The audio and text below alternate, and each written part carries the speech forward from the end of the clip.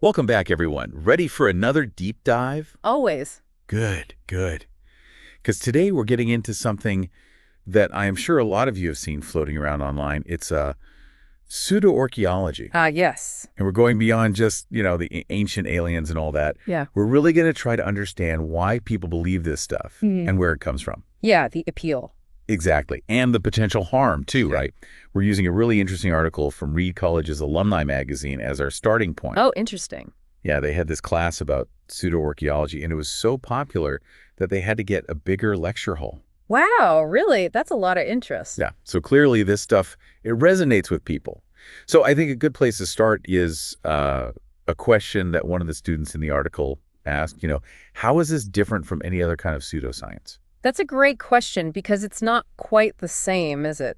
Right. It's not just making stuff up, Pseudoarchaeology uses actual artifacts, real pieces of history, but then it kind of twists the meaning. So it's like it has a foot in reality and a foot in fantasy. Yes, exactly. It's like, imagine you're looking at those pictures of giant skeletons. Oh, yeah, you see those online all the time. Right. Those are often real bones, but they've been photographed or photoshopped in a way that makes them look way bigger than they actually are. Oh, I see. So it's playing tricks on us visually. Yeah, it's messing with our perception, which makes it even more intriguing. But, okay, let's be real for a second.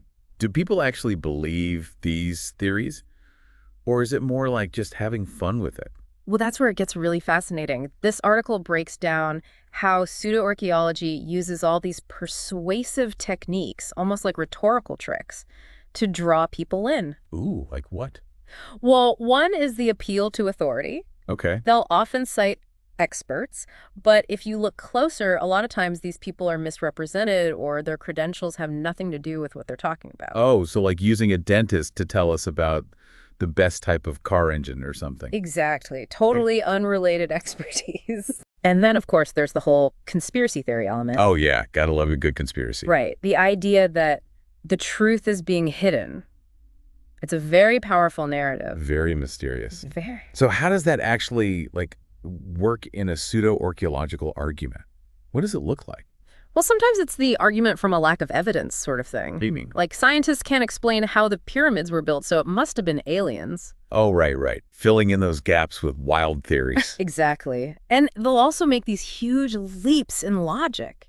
The article mentioned that too, yeah. Right. It's like saying ancient cultures couldn't have possibly done X, so it must have been Y, without even considering other possibilities or the actual evidence. So basically cherry-picking the data to fit a narrative. Pretty much. And this is where things start to get a little more problematic. Yeah, the article definitely went there. It pointed out how a lot of these pseudo-archaeological claims are actually rooted in racism. Oh, that's a whole other level. Yeah. They often target non-European civilizations and suggest that they weren't sophisticated enough to achieve things on their own.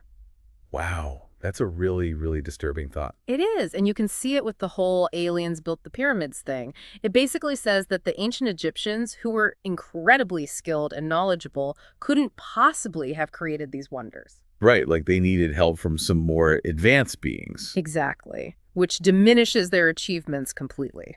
And it's interesting, like you were saying before, it seems like these theories often focus on certain cultures. Right. It's rare to hear those theories applied to ancient Greece or Rome, isn't it? Yeah, that's a good point. It makes you think about the bias inherent in those theories. Definitely. And it's not just about having fun with what-if scenarios anymore. Yeah, this has real-world implications. It's about who gets credit for what and how we view different cultures' capabilities. And ultimately how we understand history itself. Exactly. And those biases, if we don't check them, can have some pretty serious consequences. It can actually change how we see those cultures today. So this is about more than just debunking some, crazy theories. Way more. It's about being really critical of those deep-seated biases that we might not even realize we have. Exactly. But the question is, how do we even do that? I mean, not all of us can be, expert historians digging through old books and all that. Well, that's where critical thinking comes in. And I think this applies to, way more than just history. Totally. It's how we approach any information, especially in this day and age, right? Information overload. Exactly. We can't just take everything at face value. Right. Whether it's online, on TV, or even from someone who sounds really convincing, It's like that old saying, don't believe everything you read on the internet, But it's so much more than that now. Oh, for sure. It's like slick documentaries, these really well-made videos, social media posts, it's everywhere. It is, and this article really hits on that point that you can't just, turn your brain off when something seems entertaining or interesting. Right. You need to have that healthy skepticism. Yeah. Who are these so-called experts? What are their motives? What evidence are they actually presenting? And what are they leaving OUT?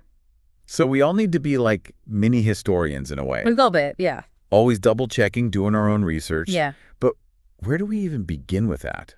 Well, I think reliable sources are key. Makes sense. Turning to museums, universities, reading work by actual historians who have really studied these subjects. So sticking with the more academic side of things. It's a good starting point, for sure. Okay, that makes sense. But what about all the documentaries and TV shows that present these, alternative theories? Yeah. Are those all bad?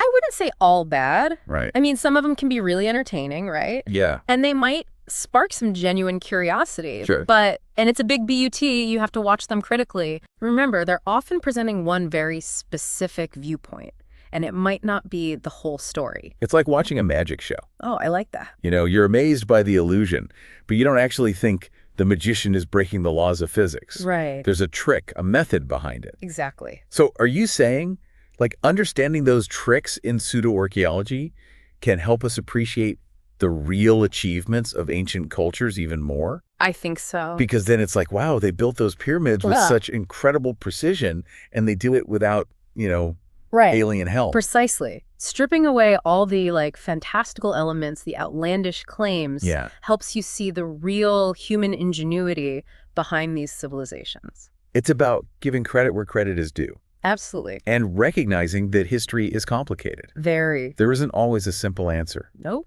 And it's not just about the past either. That's right. These biases, if we just let them go unchecked, they can have real consequences in the present. Oh, absolutely. They shape how we view entire groups of people. Yeah. They feed into stereotypes. For sure. And it even affects political discussions and things like that. It's all connected. It is. It's a good reminder that history is a living thing. It's not just, dates and facts in a textbook. Right. It really impacts how we see the world right now. And how we act. Exactly. And how we choose to tell history, to interpret it. Yeah. That's incredibly powerful. It's like we're all putting together this giant puzzle of history. I like that analogy. And we all have a responsibility to make sure our pieces fit correctly. To create a truthful picture. To make sure we're not distorting the picture. Exactly. And, just like archaeology itself. Yeah. Archaeology is always changing, right? Of course. New discoveries all the time. New discoveries, new ways of looking at things. Yeah. Our understanding of history should be open to that, too. So we can't just, settle on one narrative and be done with it. No, we have to be willing to challenge our own assumptions. Be open to new ideas. Exactly. Learn from different perspectives. Yes, yeah. Embrace the fact that history is messy. It's not always a clear-cut story. No, not at all. And it's exciting because that means, we might uncover things that completely change how we thought about the past. All the time. That's what's so cool about history. Yeah. It's like, oh, wow. Right. We thought we knew that story. Yeah. But now there's a whole new chapter. Exactly. Always something new to learn. Always more to discover.